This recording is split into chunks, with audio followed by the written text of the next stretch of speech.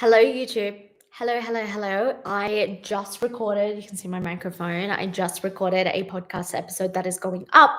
Normally, when I put it as podcast episode up, I don't go live, but I'm feeling in a very yappy, chatty mood. I did a live today on Instagram, which you would love.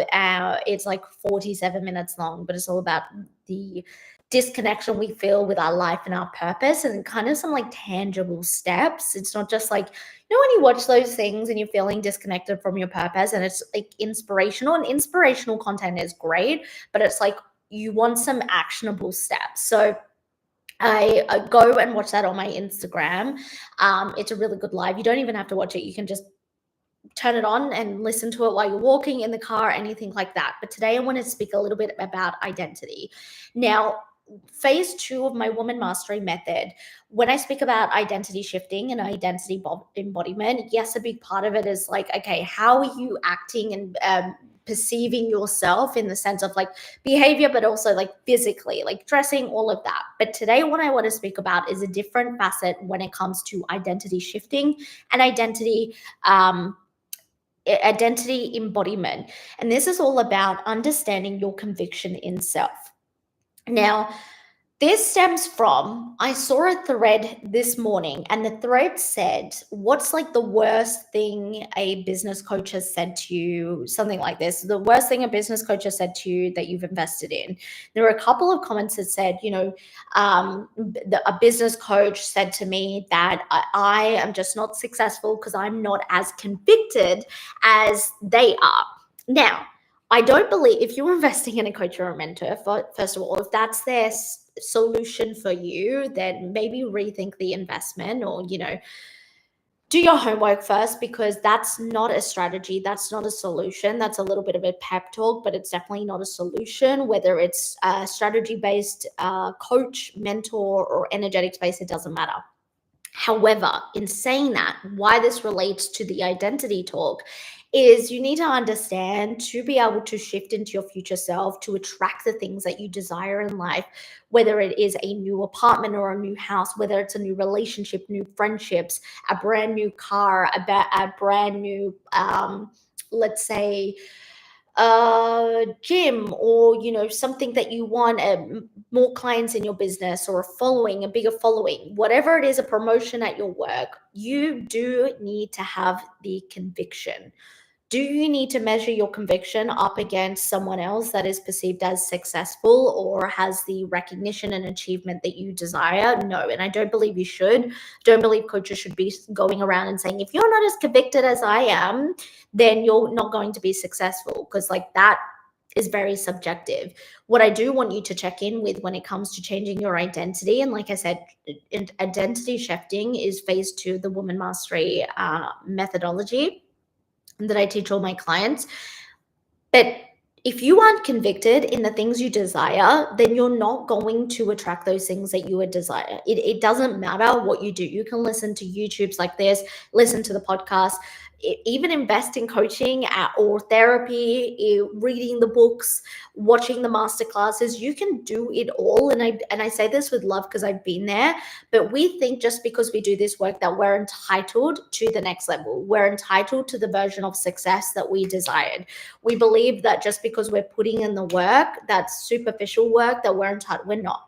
We have to have some form of conviction, and part of that conviction is a willingness and readiness to do the work and to be able to do the work and the healing to get to the next level. A lot of high achievers and success-driven women will get thrown things that they need to heal and that need to internally face and work through and understand for the next level, but then they'll shy away from it. They won't lean into the resistance, and then they'll wonder why they're repeating the same patterns and the same cycles they've been in for months or even years. And so just remember, number one, you're not entitled to the next version of success, but you do need to find that level of conviction in yourself that you really desire and want something. I share with my clients a lot that my business journey, I've had this online business now for 5 years. I've definitely failed a whole, like my perception of failure. I have failed more than I have succeeded. But what's the difference between me and someone who gives up is I am convicted in what I want to share and what I'm creating and what I'm building. Like I feel a deep connection in it. I can stand in my personal power. I've had many, many breakdowns. Any entrepreneur, any business owner will know this. Like you will have many, many breakdowns. It's part of the job requirements to have like a quarter or even a monthly breakdown, right? But the difference is the conviction comes from this place of like, am I truly inspired? Do I have what's the thing I'm really trying to create? I've seen lately a lot of business owners that are, let's say, the digital marketing, that are doing digital marketing because they're seeing people make a lot of money and then they quit, right? When it gets too hard or it feels too hard. It's because you don't have conviction in that. It's because you're not inspired by that. It's not truly tapping into your values. It's not truly tapping into something you want to create.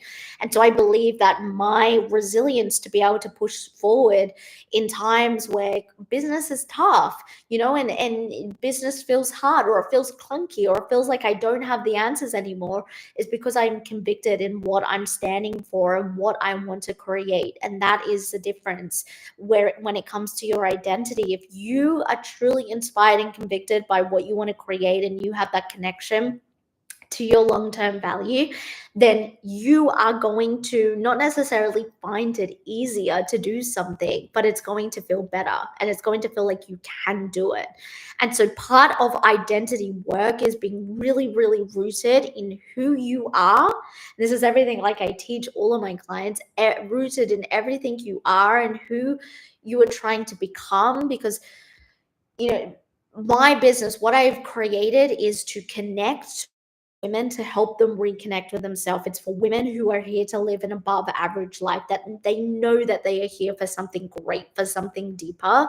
And you need to be able to connect with that. You need to be convicted with that in your own message. And that is part of identity work. You can change your hairstyle, you can dress differently, you can do your makeup differently, you can buy designer bags or whatever it may be, but unless you are fully deeply rooted in who you are and what you want to share and who you want to become and what you stand for, you are never going to have a strong identity. It doesn't matter how you look, it doesn't matter how you hold yourself, right? Or your body language. That only helps a certain amount of the way, but the people who falter are the people that actually aren't strongly connected and convicted in who they are and what they desire. So where do we start? How do we find out that the starting place is like, what inspires you and what are you really wanting to get behind, and how are you living that through your life? You don't need to have a business. Maybe you have a career. But the women that I coach and mentor that are in careers that are truly like in their personal path, they find that thing.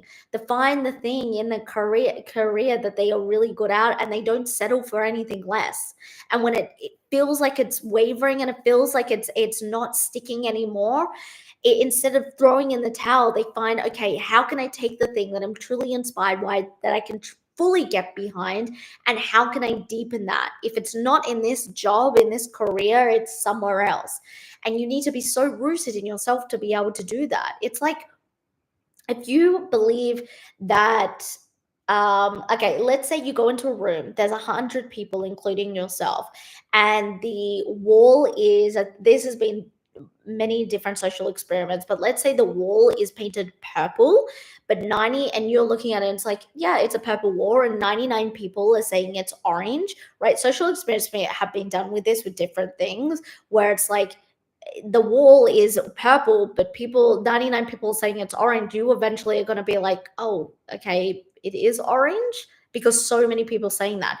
Being rooted and convicted in yourself is being able to be like, no, it is purple. Like, it's purple. I don't care what you're saying. And a lot of people don't have that. And yet they think they are entitled to being able to change and have that they want.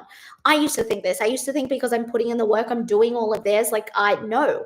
I had to learn and curate what I'm standing for, not only in this business, but for myself. What do I want to create for myself? And so, the question that I pose to you when it comes to identity work and being able to attract anything and anyone is, what are you truly standing for? What is your personal power? How are you living through that every single day and showcasing that every single day and only connecting to that? And anything outside of that, it's like you're eliminating that or you're outsourcing that. It's got nothing to do with you. That is what you need to tap into when it comes to true identity work, not just dressing differently or doing your makeup differently or wearing different perfume. Yeah, that helps, but at the end of the day, it comes to your personal truth. It comes to your personal power and how you can stand rooted in that and live that. Too many people live unhappy lives because they do things that they believe is the right thing, but it's only a perception that's coming from an authority figure in their life. Authority figure can be your parents, it can be your partner, it can be professor at uni, it can be your boss, it can be someone online. But if you're taking on all of that from an authority figure and you think that's the way to live, you're going to live a very unhappy life and you're going to wonder why you're doing the superficial identity work, changing your physical appearance, maybe acting more confident, maybe, speaking differently, but why it's not really changing, it's because you're not convicted in your personal truth and your personal power. Something to think about, something to start to, especially as we're coming towards the end of the year, is like, what is my personal truth? How am I standing for that? How am I living in that? How am I finding inspiration for that? And anything out of that, I'm cutting out of my life. Anyway, I've got to go. I need to eat before I do my next calls. But if you want some free resources that will help with this, definitely sign up in the show notes below to my free training, Hack Your Subconscious Mind. It's a 2-part training, super quick and easy, 30 minutes each.